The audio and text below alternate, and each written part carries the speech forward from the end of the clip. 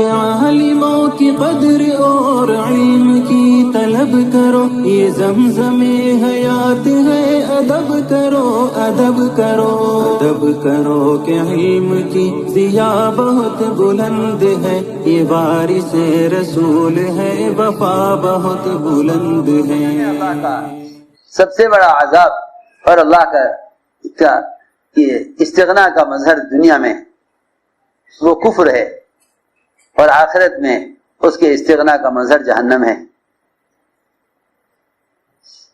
دنیا میں اللہ کی استغنا کا مظہر کفر ہے اور آخرت میں جہنم ہے، اور دنیا میں اس کے فضل کا مظہر ایمان ہے، اور آخرت میں اس کے فضل کا مظہر جنت ہے۔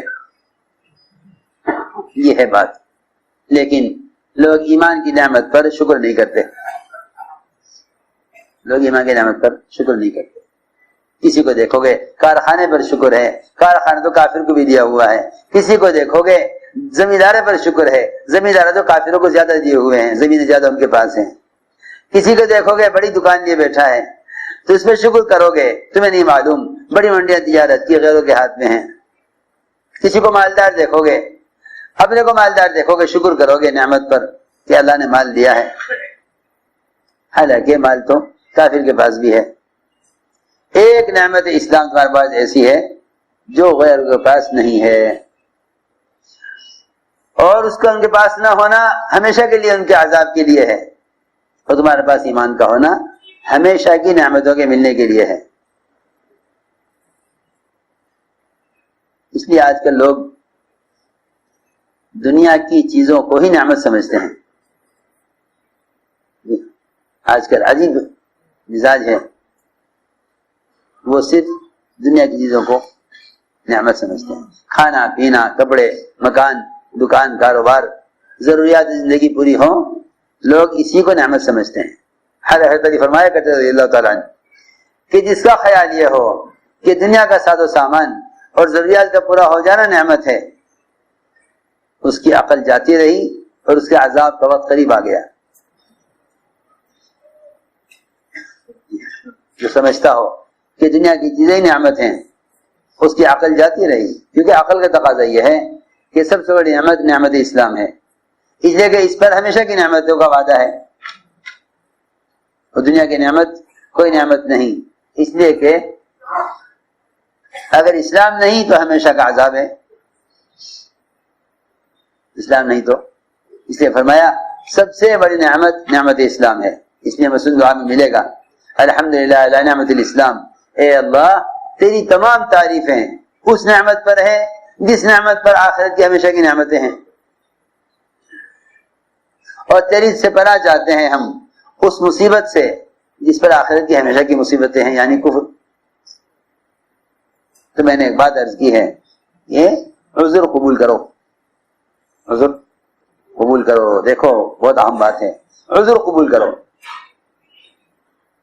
عذر قبول کرو، عذر کو قبول کرو۔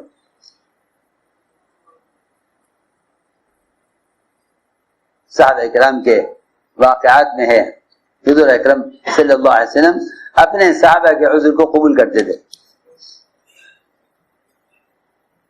ایسے واقعات ہیں بے شمار روایتوں میں کہ عذر کو قبول کرتے تھے، اور جب کسی غلطی ہوتی تو حضور اکرم صلی اللہ علیہ وسلم غلطی کرنے والوں کی قربانیوں کو یاد دلایا کرتے ہیں۔ غلط کرنے والوں کو قربانیاں یاد کر، غلط کرنے والوں کی قربانیاں یاد کر۔ ایک صحابی تھے حضرت نعیمان، حضرت نعیمان ایک صحابی تھے، مذاقی مزاج تھے، اور مذاق بھی ایسا مذاق کرتے تھے کہ اس زمانے میں کوئی کرے تو آپس میں دشمنیاں اور آپس میں لڑائیاں شروع ہو جائیں۔ لیکن وہ بات تھی کہ ایک دوسرے کی بات کو نبھانا اور برداشت کرنا۔ مذاقی صحابی تھے، ایسے مذاق کرتے تھے، ایسے مذاق کرتے تھے کہ اس زمانے میں کوئی برداشت نہیں کر سکتا ایسا مذاق ایک آدمی جا رہا تھا اونٹ لے کر، فرمایا کہ اونٹ بیچو گے؟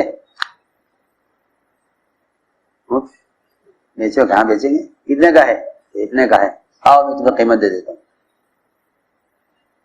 لے کر چلے گھر کی طرف، لے کر چلے گھر کی طرف،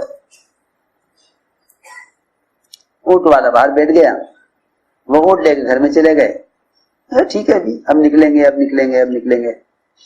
باہر بیٹھا رہا انتظار میں، دیر ہو گئی بہت۔ خیال ہوا کہ شاید پیسے جمع کر رہے ہیں یا پیسے گن رہے ہیں یا اونٹ دیکھ رہے ہیں، گھر والوں کو دکھا رہے ہیں۔ وہ باہر بیٹھا رہا انتظار میں کہ اب نکلیں گے پیسے لے کر۔ بہت دیر ہو گئی۔ کسی نے پوچھا گزرنے والے نے، بھائی یہاں کیوں بیٹھے ہو؟ کہنے لگے ہاں یہ نعمان گھر میں اونٹ لے گیا ہے۔ نعمان گھر میں، نعمان گھر میں اونٹ لے گیا ہے، وہ اس کی قیمت لے کر آ رہا ہے، اس کے انتظار میں بیٹھا ہوں۔ اونٹ خریدا انہوں نے۔ اس نے کہا یہاں کوئی گھر نہیں ہے، یہ تو دیوار کھڑی ہے، اس میں دروازہ لگا ہوا ہے پرانا، یہ تو ادھر سے اونٹ لے کے غائب ہو گیا، تم یہاں انتظار میں بیٹھے، یہاں انتظار میں بیٹھے، وہ ادھر سے اونٹ لے کر چلا گیا۔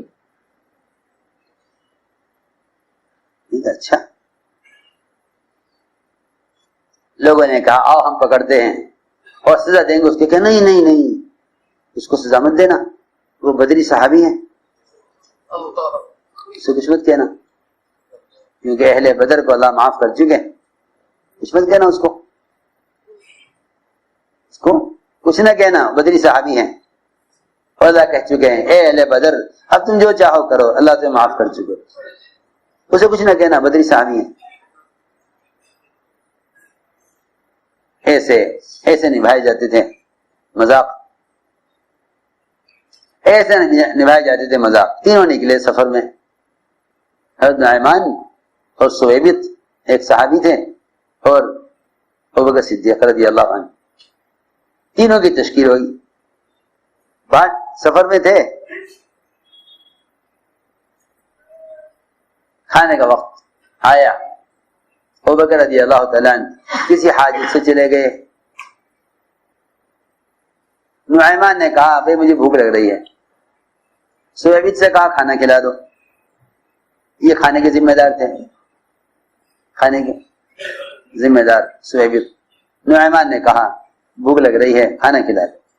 انہوں نے کہا دیکھو جی کھانا تو امیر صاحب کے آنے کے بعد کھلے گا، کھانا تو امیر صاحب آ جائیں گے تب کھانا شروع ہوگا۔ نعمان نے کہا نہیں ہمیں تو ابھی کھاؤں گا، مجھے بھوک لگ رہی ہے۔ انہوں نے کہا نہیں ابھی نہیں ملے گا کھانا، امیر صاحب آ جائیں گے وہ اجازت دیں گے پھر کھانا۔ اچھا،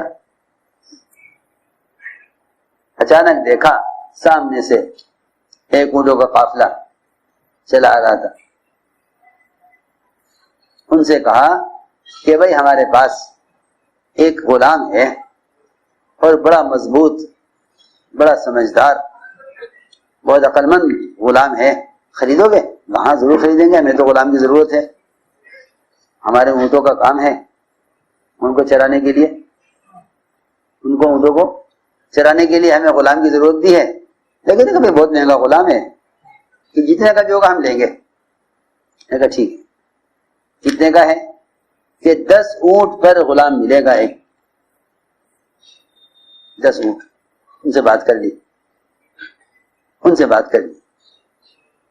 10 اونٹ لے لیے۔ اور نعمان نے حضرت سویبت جو آزاد تھے انہیں غلام بنا کر باندھ کر اونٹوں والوں کے حوالے کر دیا اور ان سے کہہ دیا کہ بہت تیز ہے، بہت سمجھدار ہے، بہت طاقتور ہے، اور دیکھو یہ ابھی آپ سے کہے گا میں آزاد ہوں، اس کی بات میں سننا۔ ہاں یہ جھوٹ بولے گا، آزاد نہیں ہے، غلام ہے یہ، اور کیسے آپ بے فکر ہو، ہمیں چھوڑنے والے نہیں ہیں۔ باندھ کے ان کے حوالے کر کے اور 10 اونٹ لے کر آ گئے، لے گئے۔